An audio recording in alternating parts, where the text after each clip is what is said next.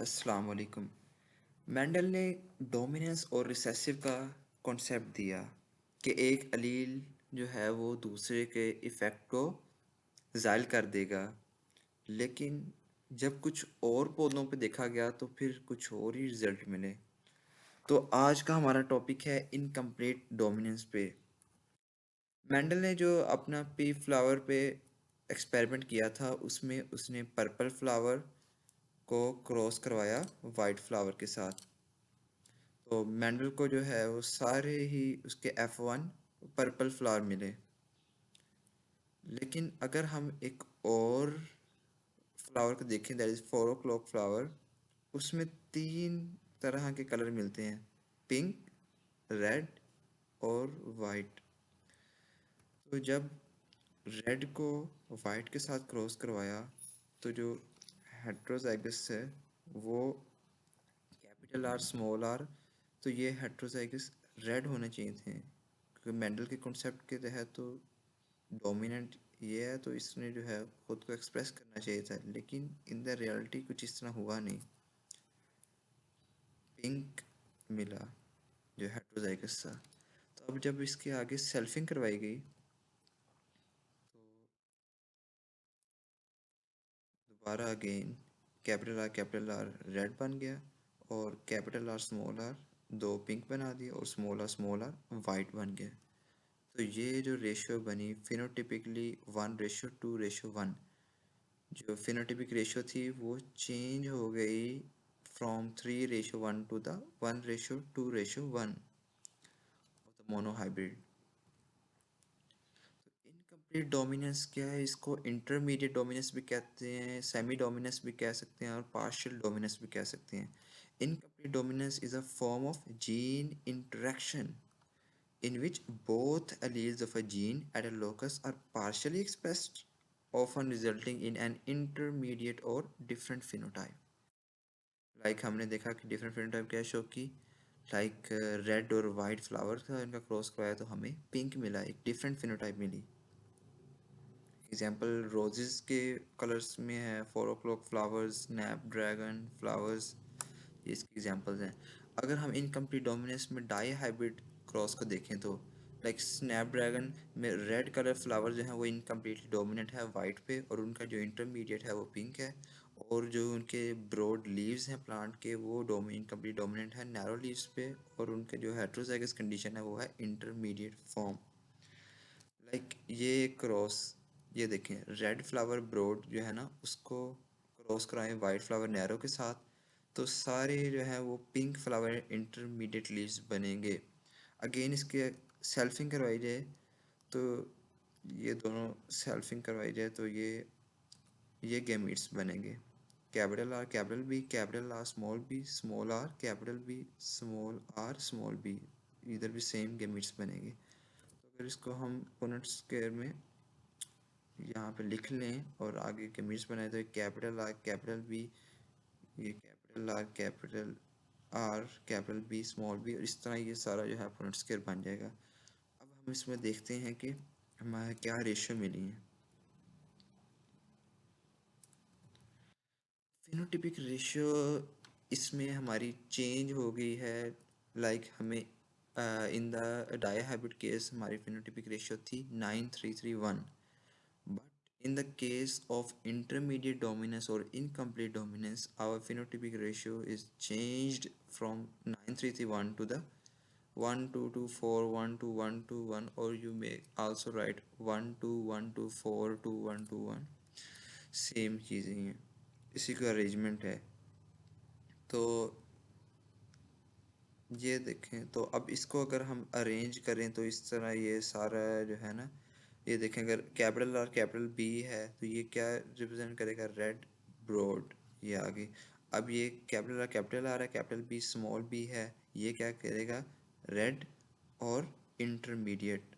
तो ये इस तरह ये सारे जो है ना फिनोटिपिक एक्सप्रेशन भी चेंज हो चुकी है इस रेशियो के तहत। तो next is codominance.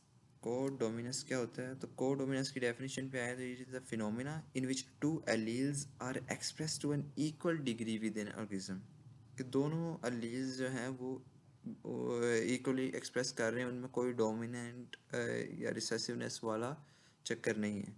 Phenomena in which both alleles are simultaneously express in the heterozygote. इसकी एग्जांपल देख लें, ब्लड ग्रुप एबीओ हो गया और एनिमल स्किन। ये देखें, रेड एनिमल है, ये इसके जीनोटाइप है, और वाइट एनिमल है, ये इसकी जीनोटाइप है, होमोजाइगस है दोनों। जब इनका क्रॉस हुआ तो ये रोन मिला, देखें स्किन आप देख रहे हैं, वाइट भी आए और रेड भी आई, तो ये को डोमिनेंस इफेक्ट है। अब एक बहुत ही इंपॉर्टेंट बात बतानी है कि dominance is not always absolute. क्यों नहीं होती? अब देखिए, मेंडल ने तो कहा था कि जो है वो डोमिनेंस होगी। लाइक उसने जो अपना पी प्लांट था उसमें उसने जो क्रॉस करवाया तो उसने सारे उसको पर्पल मिले फ्लावर। तो अगर हम सिकल सेल एनीमिया में देखें, पर्पल फ्लावर मिले, लेकिन अब जो डिटेल्ड जो एक्सपेरिमेंट्स है, डिटेल नॉलेज मिल चुका है, तो अब हम साइंटिस्ट जो है वो ये अब वो इजीली कह सकते हैं कि ये जो कैपिटल पी है और ये जो कैपिटल पी स्मॉल पी है, ये दोनों सेम नहीं है। क्यों नहीं सेम? इनमें ज़रूर कुछ ना कुछ जो है ना डिफरेंसेस होंगे। ये बज़ाहिर तो इस तरह लग रहा होगा कि एक जैसे ही हैं, लेकिन इनमें काफ़ी डिफरेंस होंगे। इसको जो है ना, इस बात को हम अपनी नेक्स्ट एग्जांपल से एक्सप्लेन करते हैं। लाइक सिकल सेल एनीमिया के केस में क्या होता है कि जो रेड ब्लड सेल है ना नॉर्मल, ये जो है सिकल सेल दांतरी की शक्ल का बन जाता है। तो ये जब अगर एक जो नॉर्मल रेड ब्लड सेल है उसमें कैपिटल एस और सिकल सेल एनीमिया के लिए स्मॉल एस, तो जब इनमें क्रॉस हुआ तो फिनोटिपिकली देखा गया कि जो हेट्रोजाइगस बना वो नॉर्मल था, बिल्कुल नॉर्मल था। लेकिन जब वो बंदा हाई एल्टीट्यूड पे गया तो उसको जो है ना वो सांस की प्रॉब्लम होना शुरू हो गई। तो डिटेल जब इसको जो है एग्जामिनेशन की गई तो पता चला कि उसके ब्लड में सिकल सेल्स भी मौजूद हैं। तो इससे जो है ना हो गया कि dominance is not always absolute, जो रिसेसिव है वो भी कंट्रीब्यूट करेगा to some extent. Next is misconceptions to be avoided.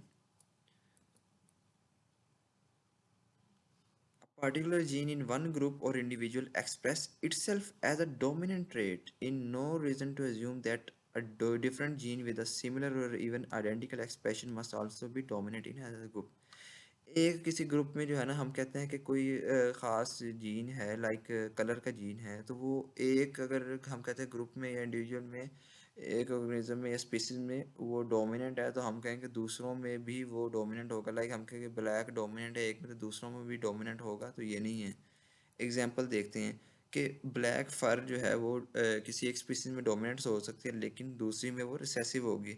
जैसे कि इन पिग्स में देखें तो ब्लैक फर जो है डोमिनेंट है, लेकिन शीप में देखें तो वो ब्लैक फर तो वो रिसेसिव है। तो ये एक मिसकंसेप्शन है जिसको हमें अवॉइड करना चाहिए। Next misconception is the dominance concerns the frequency of dominant genes. In a group of people, often assume that simply because a particular gene is dominant, it must be more abundant in the population than its recessive allele. ये जो है एक misconception बन गई हुई है कि अगर कोई जीन डोमिनेंट है तो वो पॉपुलेशन में ज़्यादा ही होगा, बट ये गलत है। एग्जाम्पल अगर हम देखें करली हेयर की, तो करली हेयर जो है वो पॉपुलेशन में बहुत कम पाया जाता है, लेकिन हकीकत में वो डोमिनेंट भी है और इनकम्प्लीट डोमिनेंट या डोमिनेंट है, लेकिन वो पॉपुलेशन में बहुत कम पाया जाता है। और अगर हम देखें आई कलर में, तो आई कलर में जो है ब्राउन डोमिनेंट है ब्लू में, लेकिन अगर हम स्कैंडिनेविया में देखें तो वहाँ पे लोगों की ज़्यादातर जो है ब्लू आई है। तो इस तरह जो है ये लाजमी नहीं है कि जो चीज़ डोमिनेंट है वो ही ज़्यादा होगी, वही फ्रीक्वेंसी में होगी। That is misconception. Next is some traits being admired a lot in humans are not due to dominant effect। कुछ हम ट्रेड जो है ना हम देखते हैं कि यार ये बहुत ही ज़्यादा जो अप्रिशिएबल हैं, लेकिन वो ट्रेड्स जो हैं वो डोमिनेंट लाजमी नहीं है, वो डोमिनेंट जीन्स की वजह से आए हैं, तो वो रिसेसिव भी हो सकते हैं। और अगर हम कुछ ट्रेट्स देखें जैसे कि एक्स्ट्रा फिंगर है, तो ये जो है कि डिस्ट्रॉफी है और डॉर्फिनिज्म है जो कि रिसेसिव है, और डोमिनेंट जो है जीन्स है वो कंट्रोल करते हैं। ये रिसेसिव नहीं है, यानी कि जो एक्स्ट्रा फिंगर है अगर हम देखें तो वो जो है रिसेसिव नहीं है, बल्कि उसको जो है डोमिनेंट जीन्स कंट्रोल करते हैं। और एक और बात कि हम देखें तो ये बहुत ज़्यादा भी नहीं है एक्स्ट्रा फिंगर्स, तो फ्रिक्वेंसी वाली इसमें बात भी होगी जो हमने पीछे बात की है। तो ये है डोमिनेंट कंट्रोल जीन्स, लेकिन ये जो है बहुत कम है। तो आज के लेक्चर के लिए इतना ही। अस्सलाम वालेकुम वरहमतुल्लाहि वबरकातुहू।